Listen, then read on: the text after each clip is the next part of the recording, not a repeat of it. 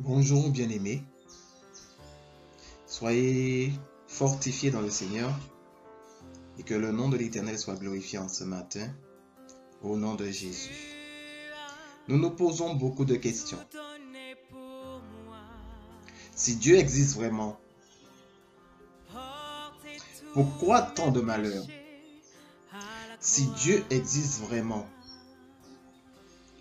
pourquoi n'agit-il pas? Pourquoi notre Dieu ne se manifeste pas dans notre vie? Pourquoi permet-il toutes ces choses? Il y a la méchanceté dans le monde. Il y a ceux qui font régulièrement du mal. Il y a ceux qui, dans la colère, tuent, assassinent, détruisent. Le monde est devenu invivable parce que nous ne comprenons pas ce qui se passe. Et nous disons, mais si vraiment Dieu existait, pourquoi ne se manifeste-t-il pas? Vous parlez sans cesse de Dieu. Vous dites que Dieu nous aime. S'il nous aime, pourquoi se manifeste-t-il pas pour nous? Pourquoi laisse-t-il mourir mon enfant, ma mère, mon père, ma famille? Pourquoi ceux que nous aimons, nos proches, meurent? Pourquoi tant de souffrances? Toujours est-il, nous avons toujours quelqu'un à accuser. Et nous voulons tout lâcher sur Dieu. Nous dire que si Dieu vraiment existait, il aurait agi dans notre vie. Il aurait manifesté dans nos vies. Nous lâchons toujours nos déboires sur quelqu'un. Et là, nous le relâchons sur notre Dieu.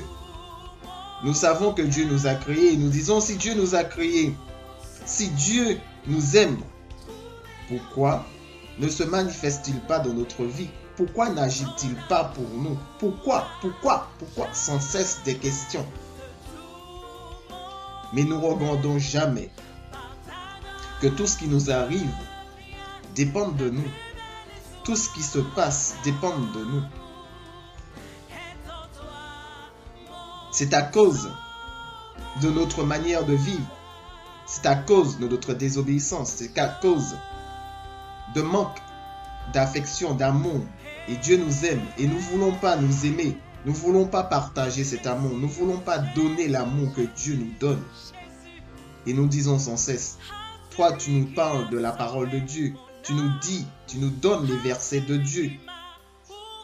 Mais où est-il ce Dieu que vous nous parlez? Que fait-il pour nous? Pourquoi n'agit-il pas? Alléluia. Mais Dieu ne peut pas habiter véritablement sur la terre.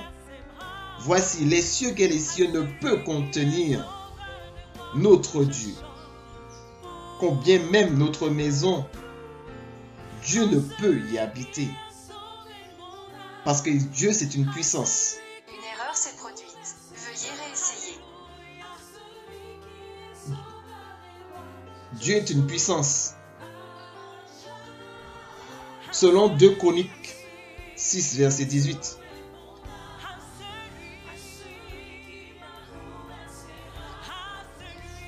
Dieu habiterait-il véritablement avec les hommes sur la terre? Voici, les cieux et les cieux ne peuvent contenir l'Éternel Dieu. Et nous savons que Dieu a fondé la terre. Dieu a créé les cieux. Toutes ces choses sont l'ouvrage de ses mains, selon Somme 102, verset 25. Dieu a créé la terre par sa puissance. Il a fondé le monde par sa sagesse. Il a étendu les cieux par son intelligence, selon Jérémie 10, verset 12. Dieu a fermé les montagnes par sa force. Il est saint de puissance.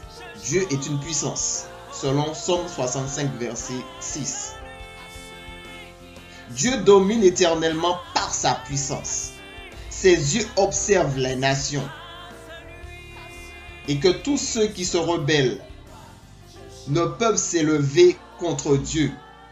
Psaume 66, verset 7. Dieu, par un droit, peut chasser les démons. Le royaume de Dieu donc est venu vers nous. Luc 11, verset 20.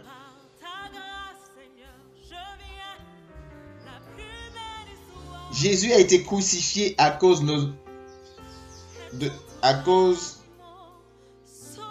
de sa faiblesse, mais il vit par la puissance de Dieu.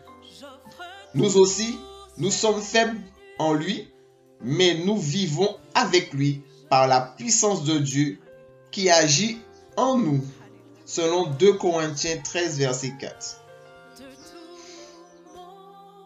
Jésus était enseveli et nous avons été ensevelis avec Jésus par le baptême. Nous sommes ressuscités avec lui et en lui par la foi et en la puissance de Dieu qui nous ressuscite des morts dans le nom de Jésus, selon Colossiens 2, verset 12. Et Dieu qui a ressuscité Jésus-Christ, lui peut nous ressusciter aussi par sa puissance, selon 1 Corinthiens 6, verset 14. Tout cela pour vous dire que Dieu est une puissance. Car nous n'avons point honte de l'évangile. C'est une puissance de Dieu pour le salut de quiconque croit en Jésus-Christ, du juif premièrement, puis du grec, selon Romains 1, verset 16.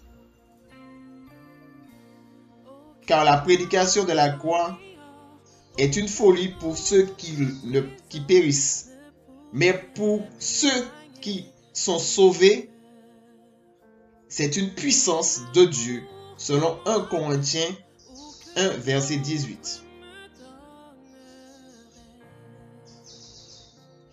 Mais à cause de son nom, il nous a sauvés pour manifester sa puissance, selon Psaume 106, verset 8.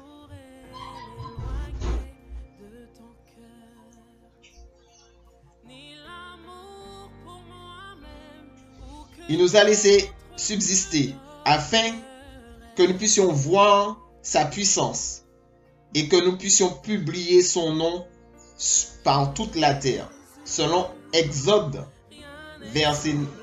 9, verset 16.